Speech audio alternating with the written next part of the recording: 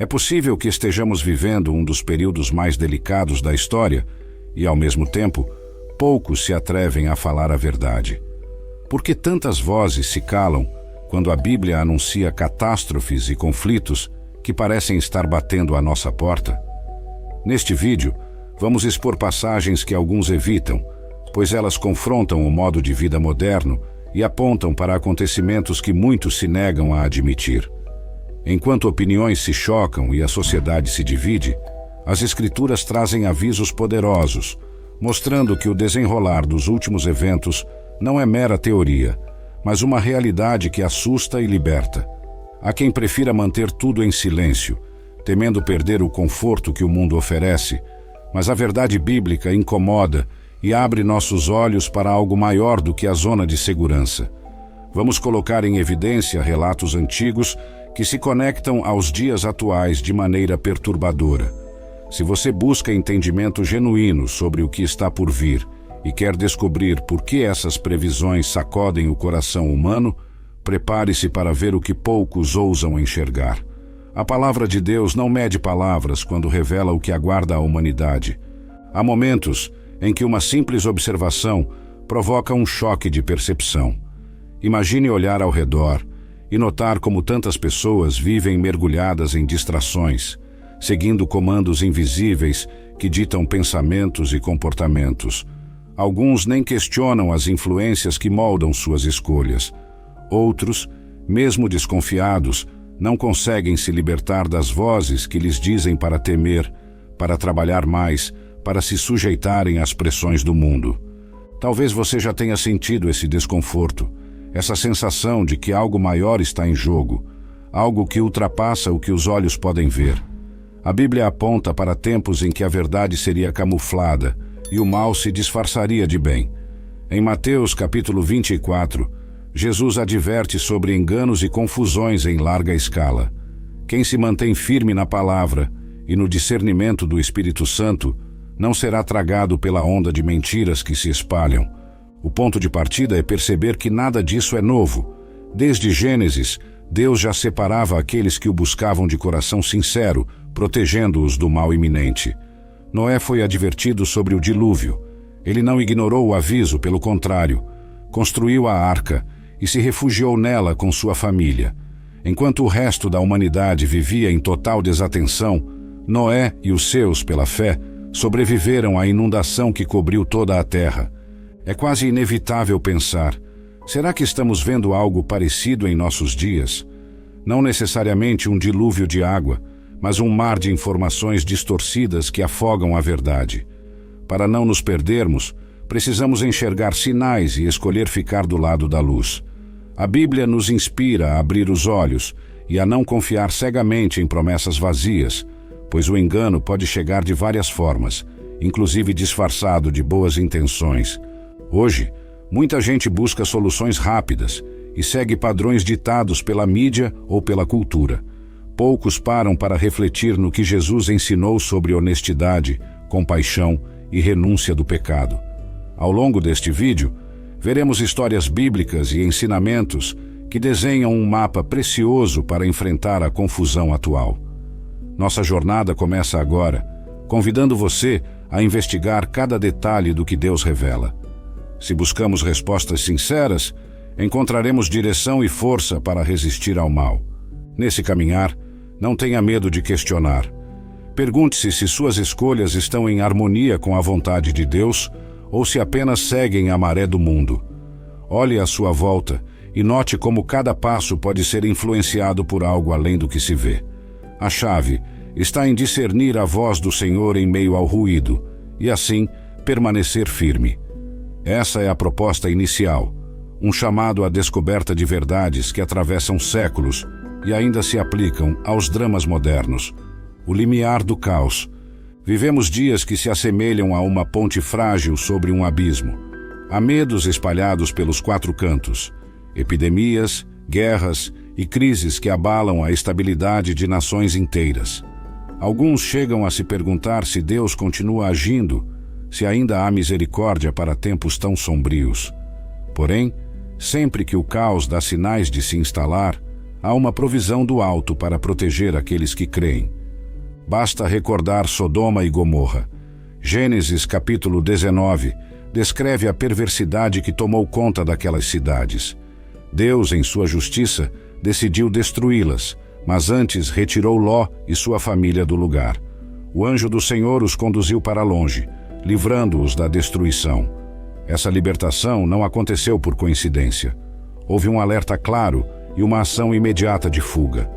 O mesmo princípio se repete em outras passagens. Antes do juízo, Deus proporciona uma saída para os que o seguem. No Êxodo, vemos algo parecido quando o povo de Israel estava diante do Mar Vermelho. Mesmo encurralados pelo exército de Faraó, eles receberam instruções de Deus, atravessaram em terra seca e, ao final, observaram o exército inimigo sendo submerso. Por que isso é tão importante hoje? Porque revela o cuidado divino com aqueles que não se rendem ao pânico nem à opressão das circunstâncias. Caso você se pergunte se Deus ainda atua de maneira tão grandiosa, lembre-se de que Ele não muda. As promessas de salvação e proteção permanecem válidas. O que se transforma é o cenário, o contexto, mas o poder de Deus jamais fica obsoleto. Nos dias atuais, o caos pode tomar outras formas, como confusão mental, manipulação de valores ou pressão espiritual. Ainda assim, existe um cuidado especial para quem escolhe ficar do lado da verdade. Depois de atravessar cada um destes primeiros passos, fica evidente que há um padrão. Deus sempre separa e guarda o seu povo. Se você está começando a enxergar essa realidade e quer continuar nesta jornada de conhecimento bíblico e espiritual, faça parte desta comunidade de fé. Inscreva-se agora no canal e ative as notificações para não perder os próximos capítulos. Há descobertas valiosas pela frente e você não vai querer ficar de fora. Antigos exemplos de separação: Noé, Ló, Moisés. Esses nomes marcam episódios em que Deus realizou separações físicas e espirituais. Quando o pecado atingiu níveis extremos, Deus avisou Noé para construir a arca. Muitos zombaram, acreditando que nada aconteceria. A chuva chegou, e só quem estava do lado certo sobreviveu. Gênesis capítulo 7. Em Sodoma, apenas Ló e as filhas escaparam, pois ouviram a voz do Senhor. Gênesis capítulo 19. No Mar Vermelho, Deus abriu caminho para Israel, mas fechou as águas sobre Faraó. Êxodo capítulo 14. Essas passagens têm mais do que uma beleza histórica. Elas ensinam que sempre houve um limite para a maldade e que em determinado ponto Deus intervém de forma drástica. Ele não permanece indiferente à injustiça, tampouco ignora os justos. Ainda hoje, muitos se perguntam por que tanta coisa ruim acontece e se Deus não faz nada. O fato é que Ele age, mas no tempo perfeito. E antes de manifestar juízo, concede livramento a quem honra sua palavra. Olhar para esses relatos reforça que existe um padrão na forma de Deus lidar com a humanidade. Ele chama, instrui e libera salvação. Entretanto, essa oferta precisa ser recebida pela fé, o que implica atitude concreta. Não adianta apenas ouvir e concordar de forma intelectual, pois a obediência prática é o que nos coloca no lugar de segurança. Quem despreza as orientações divinas acaba colhendo as consequências dolorosas de estar no campo da desobediência. Por isso, não se trata apenas de conhecimento, trata-se de ação. Noé construiu a arca e Ló deixou a cidade. O povo de Israel caminhou pelo leito do mar em obediência. Sem fé, nada disso teria acontecido. A fé genuína não é passiva, mas se mostra em passos corajosos, mesmo que pareçam loucura aos olhos do mundo. Isso nos leva à reflexão sobre o quanto estamos dispostos a aplicar a palavra em nossas rotinas. Será que estamos prontos para abandonar certos hábitos se Deus sinalizar perigo? Ao entender que Deus separa o justo em meio ao caos, nossa confiança aumenta. Mesmo que a realidade ao redor pareça turbulenta, há um porto seguro na obediência. Em nossos dias, essa separação pode não ser geográfica, mas de postura. Enquanto muitos se conformam ao padrão pecaminoso vigente, podemos escolher a santidade. E nessa escolha há um abrigo invisível, garantido pela mão do Senhor. Os 6 perfis perigosos. A palavra de Deus anuncia que nos últimos tempos surgiriam tipos específicos de pessoas que se opõem à verdade, segundo Timóteo capítulo 3. São perfis comportamentais que se espalham na sociedade e, por vezes, dentro das próprias igrejas. Alguns surgem como líderes carismáticos, outros se revelam no cotidiano, mas todos distorcem o que Deus ordena. Um desses perfis é o dos enganadores. Estão sempre prontos a falar em nome da fé, mas seu objetivo é aproveitar-se da confiança alheia. Podem usar até fragmentos da Bíblia, porém fora de contexto, enganando corações desavisados. Isaías capítulo 5, versículo 20, descreve quem chama o mal de bem e o bem de mal. Hoje, existe quem banaliza o pecado, apresentando um evangelho que não exorta nem corrige, apenas agrada aos ouvidos. O segundo perfil é o dos adoradores de ídolos. Na antiguidade, eram estátuas de metal ou madeira. Agora, os ídolos podem ser o status, a tecnologia ou qualquer coisa que ocupe o lugar de Deus. Sem perceber, muitos dedicam mais devoção às suas posses e suas vaidades do que ao Criador. Isso revela um coração que, aos poucos, se afasta do amor genuíno pelo Senhor e se apega a valores transitórios. O terceiro grupo é formado pelos que são frios de afeto. Em 1 João capítulo 4, versículo 20, lemos que quem diz amar a Deus, mas odeia o irmão, é mentiroso. Infelizmente, cresce o número de pessoas que vivem sem afeto, sem misericórdia e sem empatia. O quarto perfil inclui os orgulhosos, aqueles que se exaltam pelas riquezas, habilidades ou até mesmo suposta espiritualidade superior. Onde há orgulho, Deus não encontra espaço para agir plenamente. O quinto tipo é o dos imorais. Desprezam os padrões divinos e se rendem a práticas que a Bíblia condena. Já o sexto perfil diz respeito aos que possuem apenas uma forma aparente de devoção. Falam a linguagem cristã, mas não vivem o coração do Evangelho. São como recipientes vazios, sem transformação genuína. Reconhecer esses perfis é essencial para não sermos tragados pela mesma conduta. E mais, para orarmos por discernimento, a fim de reagir de modo bíblico e manter um testemunho autêntico. O falso ensino disfarçado. Muita gente fica desconcertada ao constatar que nem todo discurso de paz ou mensagem bonita vem de Deus. Às vezes, a mentira se adorna de religiosidade e cresce às sombras da ignorância bíblica. Jesus deixou claro que falsos profetas se levantariam, realizando até sinais que impressionariam as multidões. Mateus capítulo 24, versículo 24. Sem conhecimento das Escrituras, qualquer maravilha sobrenatural pode iludir os menos atentos. Perceba como a estratégia do mal se assemelha ao que aconteceu no Éden. A serpente usou palavras suaves para confundir Eva, torcendo o que Deus havia estabelecido. Hoje, a distorção pode vir através de grandes movimentações religiosas, onde a Bíblia é citada, mas o arrependimento e a santidade são deixados de lado. O foco se volta para a prosperidade terrena ou para o bem-estar imediato, esquecendo o chamado à negação do pecado e à obediência. Em Gálatas capítulo 1, Paulo adverte a igreja para não aceitar outro evangelho, ainda que um anjo do céu o anuncie. Essa palavra continua viva. Se alguém prega algo que contradiz o que Jesus ensinou, isso não vem de Deus. Infelizmente, muitos aceitam ensinos que prometem bênçãos imediatas, mas ignoram que o chamado de Cristo implica uma mudança radical na vida.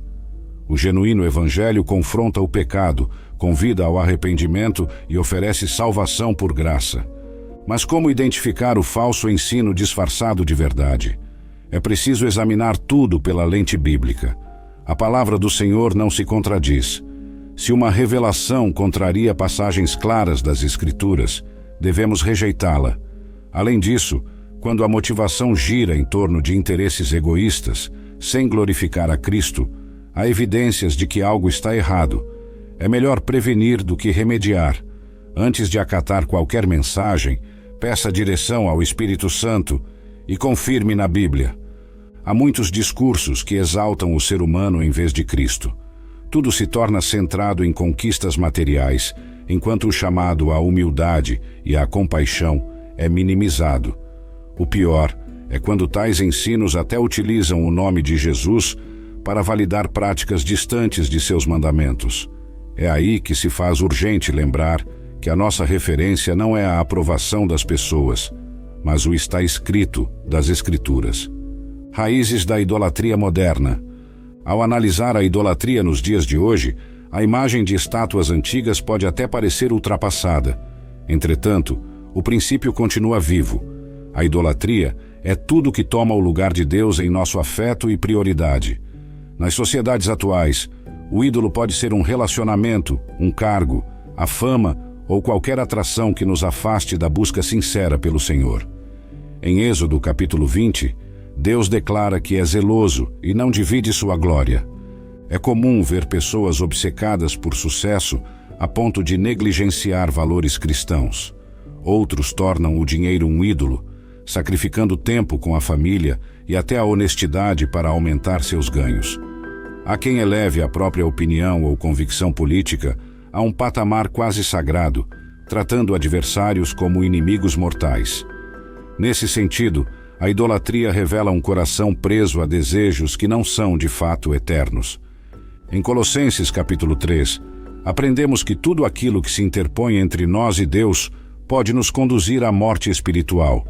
Não é apenas sobre culto a imagens físicas, mas sobre cultuar conceitos, paixões ou pessoas com devoção, que deveria ser exclusiva do Senhor. Isso explica porque tantas vezes, quando Deus corrige Israel no Antigo Testamento, ele aponta a idolatria como raiz de diversos males. Ao permitir que o foco se desloque de Deus, corre-se o risco de idolatrar até mesmo sonhos legítimos. O casamento, por exemplo, pode se tornar um ídolo se ultrapassar a dedicação a Deus. A busca por estabilidade financeira também pode virar obsessão, levando à ganância. O grande perigo é que, uma vez cativos dessas paixões, tornamo-nos surdos à voz do Espírito Santo, insistindo em nossos objetivos como se fossem a razão última de viver. Para escapar desse laço, a melhor atitude é verificar onde está nosso tesouro. Se está depositado em Cristo ou em algo que a traça e a ferrugem destroem. Ao entender que tudo passa, exceto o amor divino, somos libertos para adorar somente a Deus. Essa consciência ilumina a mente e afasta qualquer usurpador do lugar que só pertence ao Criador. Corredores do desamor. Quando o amor se esfria, a convivência se torna seca e indiferente. A Bíblia alerta que nos últimos tempos o amor de muitos se esfriaria. Mateus capítulo 24, versículo 12. E não é difícil observar isso. Relacionamentos rasos, ofensas constantes e falta de compaixão se multiplicam. A crueldade online, por exemplo, virou rotina nas redes sociais, onde pessoas se atacam sem piedade. O problema não se restringe ao universo virtual. Em lares e ambientes de trabalho, a intolerância e a indiferença se propagam. Pais e filhos brigam por motivos banais. Irmãos de fé se afastam por desentendimentos superficiais. Comunidades se dividem. O apóstolo João escreveu que se alguém diz amar a Deus e odeia o próximo, é um mentiroso. 1 João capítulo 4, versículo 20. Essa contundência mostra que o desamor contradiz frontalmente o Evangelho. A falta de perdão é uma das causas mais visíveis do esfriamento do amor. Quantas mágoas vão se acumulando com o tempo, transformando-se em amargura profunda. Ao reter o perdão, a pessoa se envenena e se torna incapaz de demonstrar afeição genuína. O diálogo se rompe e a hostilidade toma conta. Isso gera um ambiente propício para a discórdia, onde o amor se torna quase inexistente. A solução bíblica para esse cenário implica humildade e reconciliação. Jesus nos ensinou a perdoar 70 vezes 7, o que simboliza perdão ilimitado. Mateus capítulo 18, versículo 22. Esse padrão não é fácil de praticar, mas é uma via indispensável para manter o amor vivo. Amar não se resume à emoção momentânea. Envolve escolha e prática constantes, mesmo quando a outra pessoa falha. Nos tempos atuais, reafirmar o amor cristão tornou-se urgente. Quem acolhe esse chamado faz diferença na família, na igreja e na sociedade. Pequenos gestos de empatia podem tocar corações endurecidos e reacender a chama da compaixão. Onde muitos veem motivo para brigar, os discípulos de Jesus buscam reconciliação. Onde o ódio se instala, eles oferecem um coração aberto, pois entenderam que o amor é mandamento supremo. O orgulho que cega. O orgulho se manifesta de várias formas e acaba cegando a pessoa, impedindo-a de ver sua verdadeira condição. Aqueles que se sentem superiores por questões financeiras, intelectuais ou até mesmo espirituais, correm o risco de cair em ruína. Tiago capítulo 4, versículo 6, diz que Deus resiste aos soberbos, mas concede graça aos humildes. Isso indica que o orgulho não apenas afasta o indivíduo das pessoas, mas também da presença divina. Ao longo da Bíblia, vemos exemplos de como esse sentimento derruba grandes personagens. O rei Nabucodonosor se exaltou, vangloriando-se de seu poder. Deus o humilhou de forma drástica, fazendo-o viver como um animal. Daniel capítulo 4. Só então ele reconheceu a soberania do Altíssimo. Esse relato expõe o perigo de achar que somos autossuficientes e de esquecer que tudo depende das mãos do Criador. No Novo Testamento, encontramos alertas sobre como o conhecimento pode inflar. Primeira carta aos Coríntios, capítulo 8, versículo 1. Quando alguém julga saber mais do que todo mundo, pode ficar insensível às necessidades alheias. A sensação de grandeza pessoal impede a compaixão, e sem compaixão, não há como refletir o coração de Cristo. Se Jesus, sendo Deus, agiu com humildade, quanto mais nós deveríamos fazê-lo?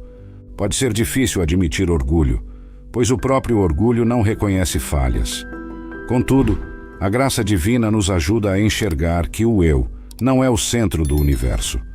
A vida fica mais leve quando compreendemos que não estamos em competição para ver quem é melhor, mas em cooperação para viver o amor de Deus. Isso abre espaço para o arrependimento e para a renovação da mente. A prática da humildade não significa fraqueza. Pelo contrário, é uma força que vem da consciência de nossa total dependência do Senhor. Quando nos despimos da altivez, damos lugar ao agir de Deus. É nesse estado de coração contrito que a fé floresce. Longe da presunção, é possível experimentar a alegria de servir, perdoar e caminhar na dependência do Espírito Santo. A imoralidade que seduz. A sociedade atual é repleta de estímulos que promovem a libertinagem. Mensagens sobre sensualidade invadem músicas, propagandas, séries, e a normalização do pecado sexual se espalha. Contudo, Hebreus capítulo 13, versículo 4, destaca que o casamento é honroso e o leito sem mácula. A mídia muitas vezes ridiculariza a pureza e exalta relacionamentos extraconjugais, tornando tudo banal. As armadilhas do inimigo também incluem vícios que aprisionam os sentidos. O que começa como simples curiosidade pode evoluir para uma compulsão destrutiva. Jó fez um pacto com seus olhos para não pecar. Jó, capítulo 31, versículo 1. Isso demonstra que a santidade requer medidas práticas. Se o ambiente nos afasta de Deus, devemos renunciar a ele. Se um conteúdo nos faz tropeçar, devemos evitá-lo. Nos tempos bíblicos, havia culto a ídolos ligados à fertilidade, muitas vezes acompanhado de práticas imorais. Hoje, a essência é a mesma, só que disfarçada. Imoralidade é propagada como liberdade, e quem defende padrões bíblicos pode ser taxado de ultrapassado. Entretanto, a palavra de Deus não mudou. Quem escolhe andar na contramão do mundo enfrenta resistência, mas recebe a aprovação do Pai. Muitos se perguntam por que a imoralidade é tão séria aos olhos de Deus. A resposta passa pelo fato de que somos templo do Espírito Santo. Primeira carta aos Coríntios, capítulo 6, versículo 19. Quando nos rendemos ao pecado sexual, contaminamos esse templo e rompemos a intimidade com o Criador. Além disso, as consequências emocionais e espirituais são profundas. O pecado é como uma armadilha que prende o coração, apagando a sensibilidade à voz divina. A boa notícia é que ninguém está condenado a viver em escravidão. Em 1 Coríntios, capítulo 6, versículo 11, o apóstolo Paulo lembra que alguns eram assim, mas foram lavados e santificados em Cristo. Há perdão e restauração para quem se arrepende, abandona a prática pecaminosa e busca o poder transformador de Deus. A graça não é uma licença para pecar, mas uma oportunidade de recomeçar. A casca de piedade.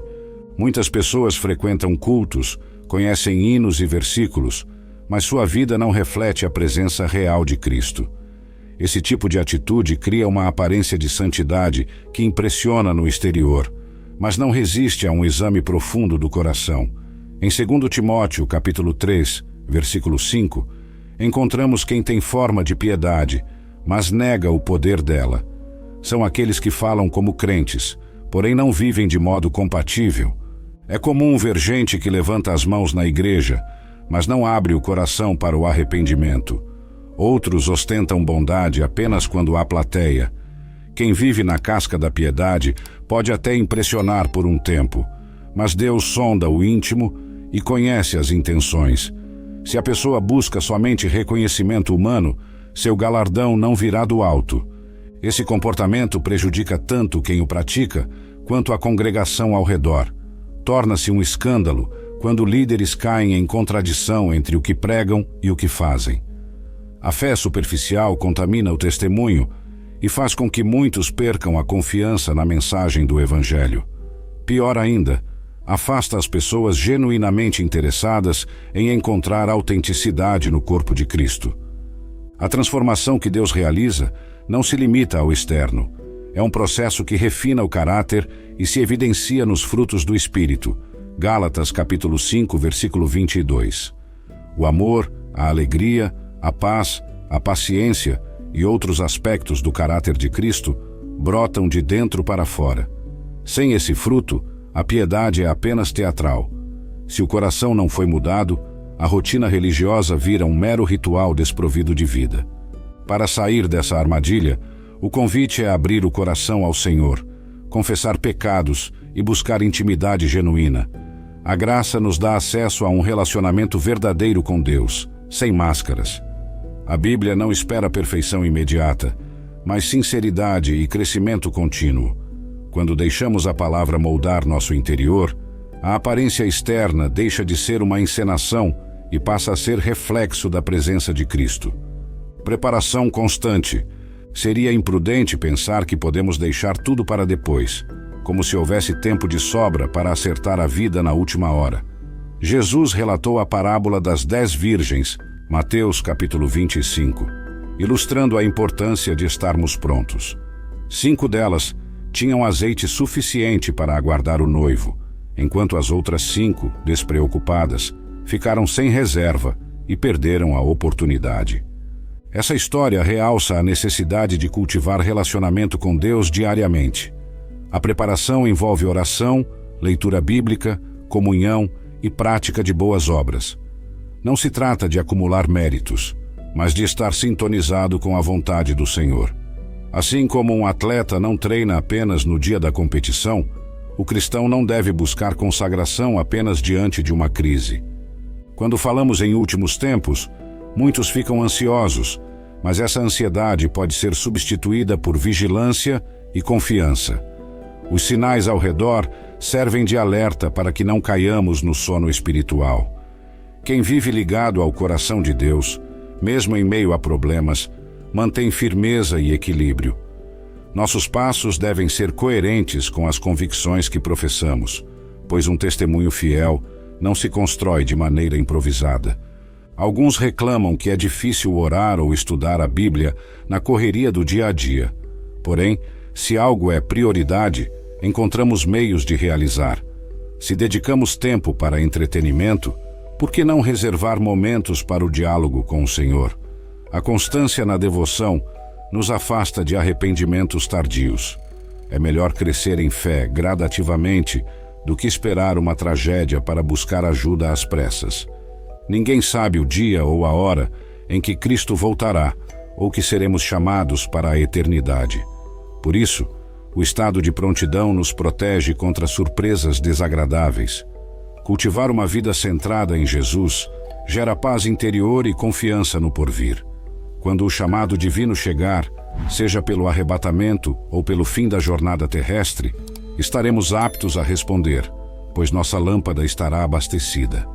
O papel da oração. A oração é a respiração da alma. Em 1 Tessalonicenses capítulo 5, versículo 17, o apóstolo Paulo exorta a orar sem cessar. Isso não significa repetir palavras mecanicamente, mas cultivar um coração que se comunica com Deus a todo instante.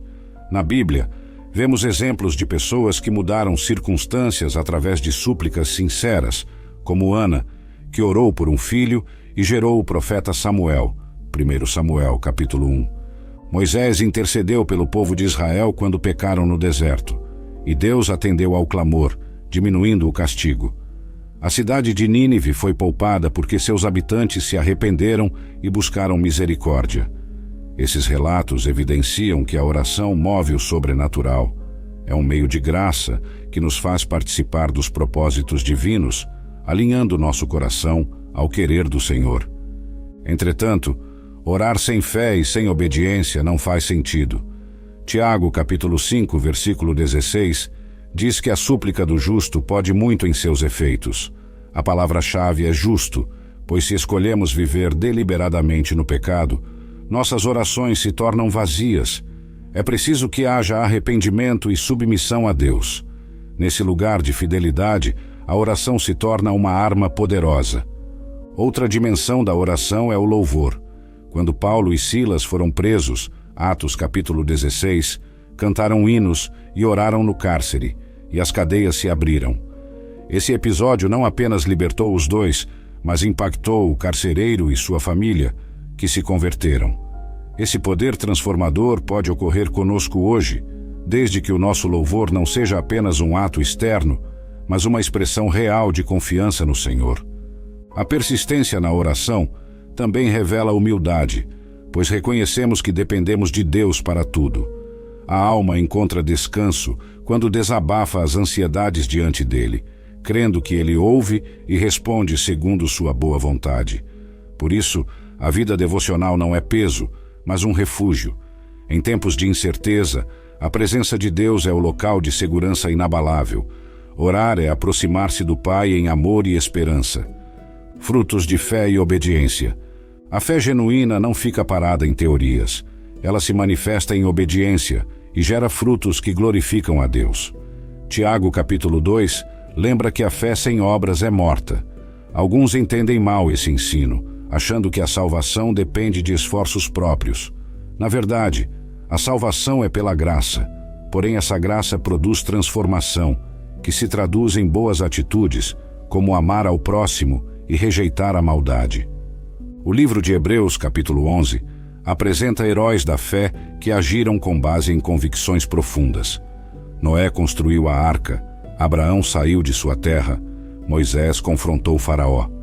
Esses personagens não apenas acreditaram em algo, mas agiram de modo coerente. Quando abraçamos a palavra de Deus, surgem mudanças práticas no cotidiano. Corações duros se amolecem, a generosidade substitui o egoísmo e a verdade toma o lugar da mentira. Alguns podem argumentar que obedecer às Escrituras é difícil. De fato, a natureza humana tende à rebeldia. Todavia, o Espírito Santo ajuda a vencer essa tendência, capacitando-nos a viver de forma agradável a Deus. Basta dar o primeiro passo de rendição. Quando o Espírito atua, o querer e o realizar são alinhados ao plano divino. Filipenses capítulo 2, versículo 13. Além disso, a obediência traz recompensas que vão além de bênçãos materiais. Traz paz de consciência, harmonia nos relacionamentos e segurança em meio às tempestades da vida.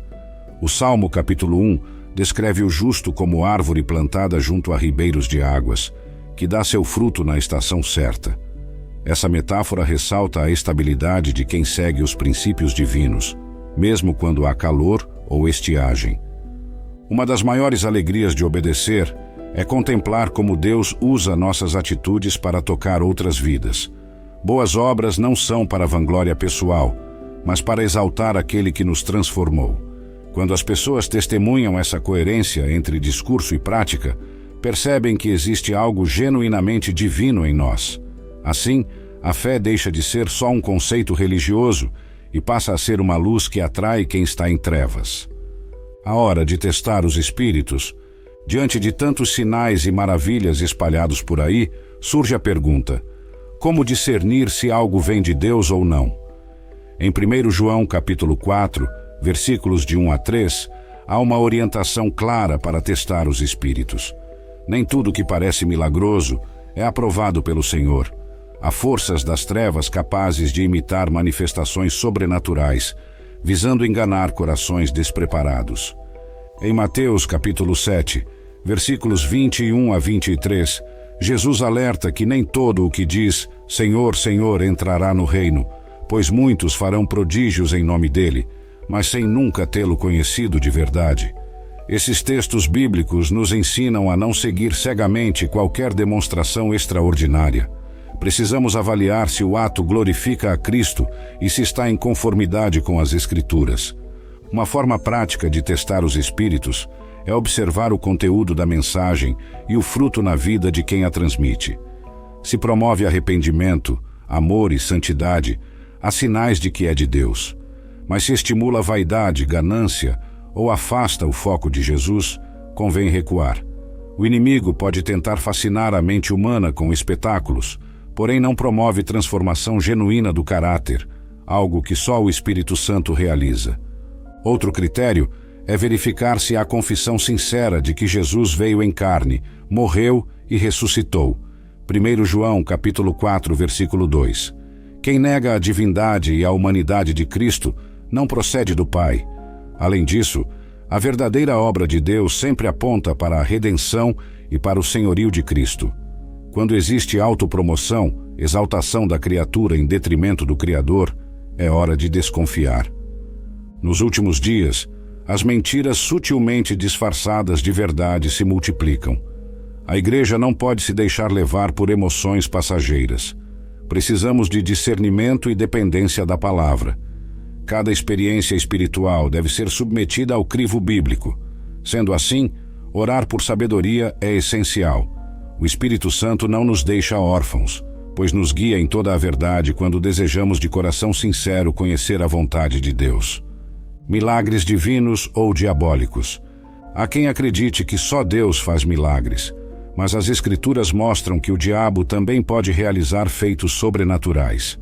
Em 2 Tessalonicenses capítulo 2, versículos 9 e 10, Paulo avisa que o iníquo virá com todo o poder de Satanás, capaz de falsos sinais e maravilhas. Esse alerta desmascara a ideia de que algo extraordinário é sempre evidência de aprovação divina.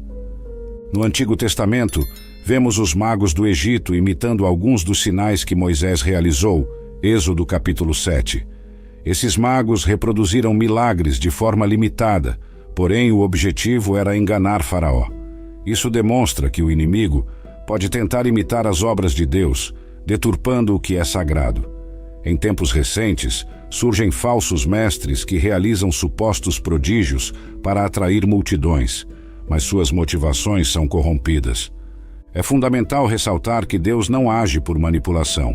Seus sinais apontam para a glória dele e para a edificação de vidas. Onde há engano, há objetivo de lucro, fama ou dominação. Quem busca apenas satisfazer interesses pessoais não está agindo no Espírito de Cristo, pois o Evangelho genuíno ensina serviço e humildade. Isso não significa que devamos duvidar de todo milagre. A Bíblia é repleta de maravilhas autênticas, realizadas pelo poder do Espírito Santo. Porém, qualquer manifestação, por mais espetacular que seja, deve ser julgada pela palavra. O conselho de 1 Coríntios capítulo 14 fala em avaliar as profecias, demonstrando que Deus não se ofende quando buscamos confirmar a veracidade de um fenômeno espiritual. A fé cristã não se sustenta apenas em sinais, mas na verdade de que Jesus morreu e ressuscitou para nos salvar. Quem vive apenas em busca de milagres pode ser facilmente enganado. Já quem vive pela fé na palavra permanece firme, ainda que nem sempre veja fatos extraordinários. Em essência, O maior milagre é a transformação de um pecador em alguém que reflete o caráter de Cristo, pois isso nenhum poder das trevas consegue forjar. O perigo das aparências. Nem tudo que reluz é ouro. Essa expressão popular reflete bem a realidade espiritual. Há movimentos religiosos cheios de pompa, líderes com fala eloquente, ambientes impecavelmente decorados, mas cujo interior não abriga a verdade do Evangelho. Em Apocalipse capítulo 3, a igreja de Sardes tinha nome de que vivia, mas estava morta. Esse contraste ressalta o risco de crer que a fachada brilhante basta. A cultura atual valoriza a imagem. Fotos editadas, discursos com palavras empolgantes e louvor sofisticado podem atrair multidões. Mas será que há transformação real nos bastidores? Assim como um artista pode atuar em cena, pessoas podem aparentar devoção sem experimentá-la de fato. O Senhor, entretanto, conhece cada coração e não se deixa enganar por apresentações exteriores. Em contrapartida, existem comunidades simples, talvez sem grandes recursos, mas que vivem o amor de Cristo de modo autêntico. Ali se observa acolhimento ao necessitado, ensino sério das Escrituras e busca sincera pela presença divina. É nesses lugares, muitas vezes fora dos holofotes, que Deus manifesta graça e poder genuínos. A história mostra que avivamentos profundos surgiram em contextos humildes, onde a vaidade não encontrava espaço.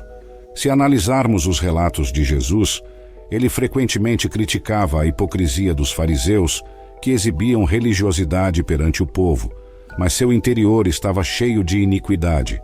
Mateus capítulo 23. Essa lição continua válida. Não basta ter aparência de cristão, é preciso ter substância. O verdadeiro relacionamento com Deus transforma o íntimo e se reflete em ações que não visam aplausos humanos.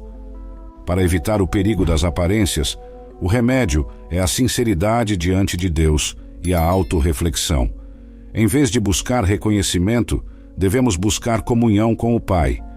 Quando detectamos vestígios de hipocrisia em nós mesmos, precisamos nos arrepender e pedir que o Espírito Santo purifique nossas motivações. Assim, evitamos cair na mesma ilusão que prendeu tantos religiosos ao longo dos séculos. Como permanecer firme?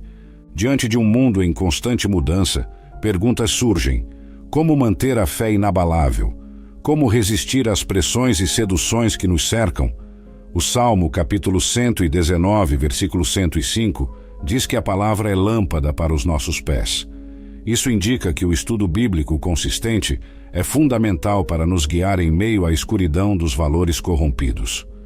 Outro aspecto vital é a comunhão com outros cristãos. Em Hebreus, capítulo 10, versículos 24 e 25, somos encorajados a nos reunir e nos estimular ao amor e às boas obras. Ao dividir testemunhos, orarmos uns pelos outros e crescer juntos, construímos uma base sólida que resiste a ataques externos. Isolar-se pode parecer mais fácil, mas abre brechas para a dúvida e o desânimo. A vida de oração e jejum também fortalece o espírito. Jesus jejuou no deserto antes de iniciar seu ministério. Mateus capítulo 4. O jejum não é um ritual vazio, mas uma forma de disciplinar a carne e buscar maior sensibilidade à voz divina. Quando unimos jejum e oração, demonstramos dependência de Deus, lembrando que nossas batalhas não são contra carne e sangue, mas contra forças espirituais. Efésios capítulo 6. Para permanecer firme, é imprescindível vigiar os pensamentos.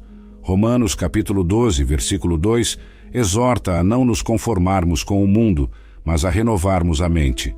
Diariamente, somos bombardeados com mensagens que tentam moldar nossas ideias. Sem a renovação pela palavra, acabamos assimilando valores contrários ao reino de Deus. Nesse processo de vigilância, o Espírito Santo nos convence e orienta. Finalmente, a firmeza na fé se consolida na prática do amor. Quem ama segue os mandamentos de Cristo e não tropeça na escuridão. 1 João capítulo 2, versículo 10. Amar os irmãos, inclusive aqueles que pensam diferente, é sinal de maturidade espiritual. Isso não quer dizer concordar com o pecado, mas tratar as pessoas com misericórdia e empatia. Quanto mais nos aproximamos do caráter de Jesus, mais firmes nos tornamos diante das tempestades. A verdadeira adoração, a adoração genuína, ultrapassa os momentos de louvor congregacional. É um estilo de vida que coloca Deus acima de tudo, rendendo-lhe honra em cada decisão e atitude. Em João capítulo 4, versículos 23 e 24, Jesus fala que o Pai procura adoradores que o adorem em espírito e em verdade. Isso significa adorar não apenas com os lábios, mas com o coração sincero e a mente renovada. Muitos limitam a adoração a cânticos ou a um ambiente específico. Porém, a verdadeira adoração se manifesta na obediência diária. Quando José fugiu do assédio da esposa de Potifar, Gênesis capítulo 39, estava adorando a Deus ao rejeitar o pecado. Quando Daniel orou mesmo sob o decreto que o proibia, Daniel capítulo 6, mostrou que a fidelidade ao Senhor valia mais do que a própria vida. A adoração em espírito e em verdade rompe formalidades vazias. Há pessoas que cantam alto, mas, por dentro, nutrem rancor e desonestidade. O louvor que agrada ao Pai vem de um coração quebrantado, que busca arrependimento e deseja agradar a Deus. Esse coração não fica refém do orgulho ou das aparências, pois compreende que o único digno de toda exaltação é o Criador. Alguns veem a adoração como um meio de obter algo de Deus, quase um instrumento de barganha. Entretanto, o verdadeiro adorador entende que tudo já recebemos pela graça: vida, salvação, dons e oportunidades. Não se trata do que Deus pode fazer por nós, mas de quem Ele é. A motivação principal é amá-lo. Não interessa se há recompensa imediata. A adoração se torna um ato de entrega total. Nos tempos difíceis, essa adoração sincera sustenta a alma. Ela não depende de circunstâncias favoráveis, mas se apoia na convicção de que Deus permanece digno, seja no vale ou no monte. Quando as crises surgem, o adorador se volta ainda mais intensamente ao Senhor, pois reconhece que só nele há fonte de esperança verdadeira. E é nesse ambiente de devoção profunda que muitos encontram consolo, direção e paz. Alerta final para os escolhidos. A Bíblia fala sobre enganos tão sutis que, se possível, enganariam até os escolhidos. Marcos capítulo 13, versículo 22. Isso não significa que os salvos serão facilmente arrebatados pelo erro, mas que é preciso vigilância constante. Muitas heresias são apresentadas de modo atraente, tocando emoções e se disfarçando de espiritualidade. Sem uma base sólida, até quem conhece a verdade pode vacilar. Assim, o alerta final para os que seguem a Cristo é manter os olhos fixos no autor e consumador da nossa fé. Hebreus capítulo 12, versículo 2. Não se deixe distrair pelos ruídos do mundo, nem pelas propostas que diluem a palavra de Deus. O Espírito Santo não conduz ao relativismo, mas nos lembra dos ensinamentos imutáveis de Jesus. Se algo ou alguém tenta acrescentar ou tirar verdades essenciais, convém rejeitar. Podemos lembrar do conselho de Paulo em 1 Coríntios capítulo 10, versículo 12. Quem pensa estar em pé, cuide para que não caia.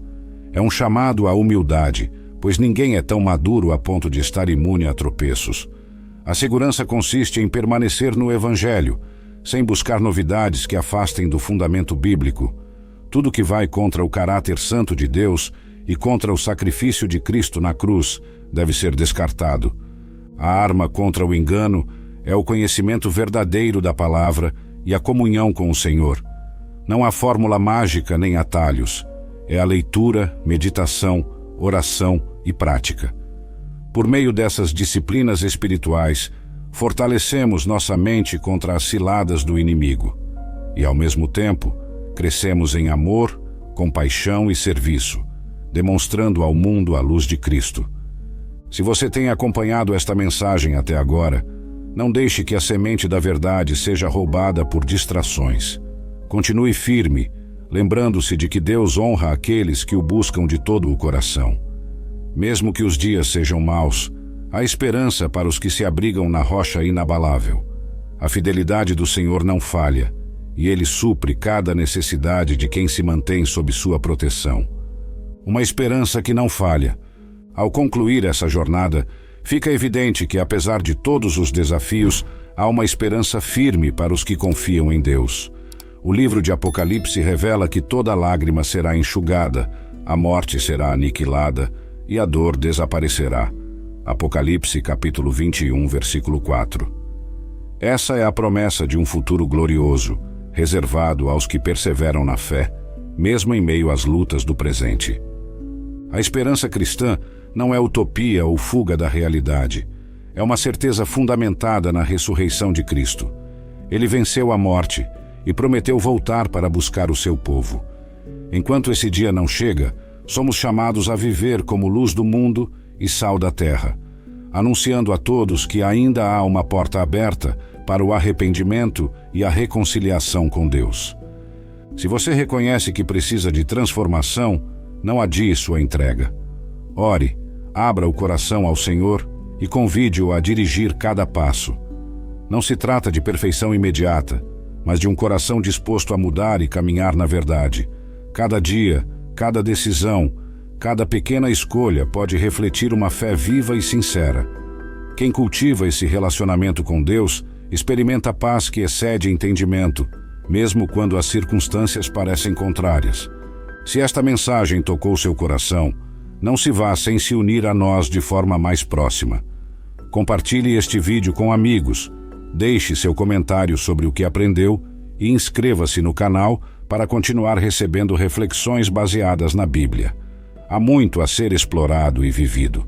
A jornada cristã é repleta de batalhas, mas também de conquistas que glorificam o nome do Senhor. Finalizamos com um convite à reflexão. Qual posição você tomará diante de tudo que foi exposto? Ficará apenas como espectador ou dará um passo de fé, entregando-se a Jesus e buscando conhecê-lo dia após dia? A decisão é pessoal, mas as consequências são eternas. Que o Espírito Santo ilumine sua mente e fortaleça seu coração, levando-o a trilhar o caminho da vida.